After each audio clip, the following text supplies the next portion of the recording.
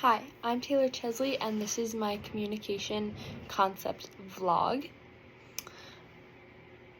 When you think about the movie Pitch Perfect, you think about a movie that's full of romance, comedy, and of course singing.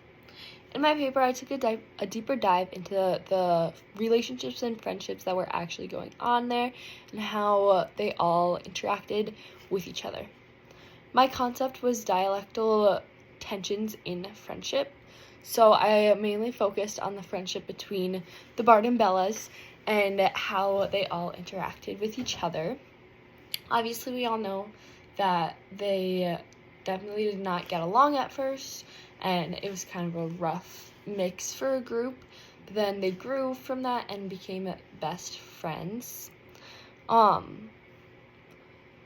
Basically, if you don't remember what dialectal tensions are in friendships, that was from a couple weeks ago, but it was found in chapter 15, and they are challenges that come with different needs or desires than the either relationship or friendship that you're in. So for example, if I want something this person doesn't, that's my need, that's my desire, this other person's need or desires. Kind of to simplify it in a way. But there are many different dialectal tensions that were listed in our book. So there's private and public, ideal and real, freedom to be independent and dependent, affection and instrumentally, judgment and acceptance, expressiveness and protectiveness. In my paper, I focused mostly on affection and instrumentally and freedom of independence and dependence.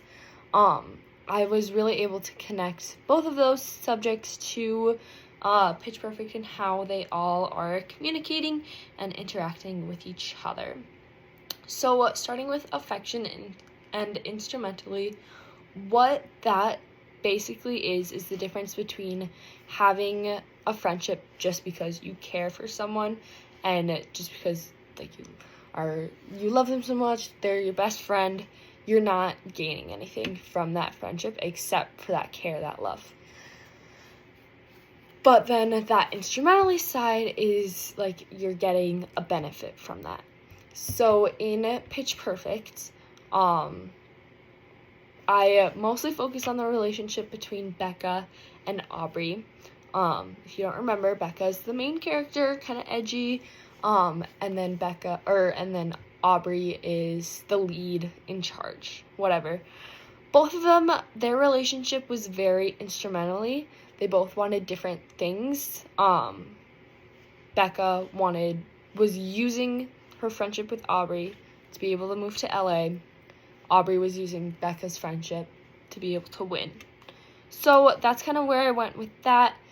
In my own personal life, I related it to how when I met my friends, it was instrumentally. I was using them for help in my choir class because they're better than I am or whatever it was. But then it grew to having that affection standpoint into where I do just care for them.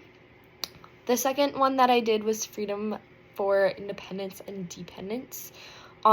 Basically what that is, do your own thing versus having,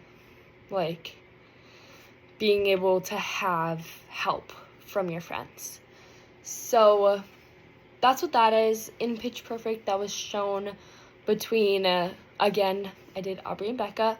So while Becca was in the group, she didn't really have that independence. That was not part of their relationship. She was told, I'm relating it off to her relationship. She couldn't date Jesse because that was one of the rules, and that was the tension that built up in their friendship. While when you look at both of Becca's and Chloe's friendship, and when she got her vocal nodules or whatever it was, she really struggled with that, but she was able to depend on her friends and get help from them. So that is my little vlog. I really enjoyed this class. Especially doing this project, it really made me think about, and maybe will make you think about, when you're watching a movie, to not really think about either that comedy or that romance or even singing that's going on, but maybe just look at those relationships a little bit closer and see what's actually happening.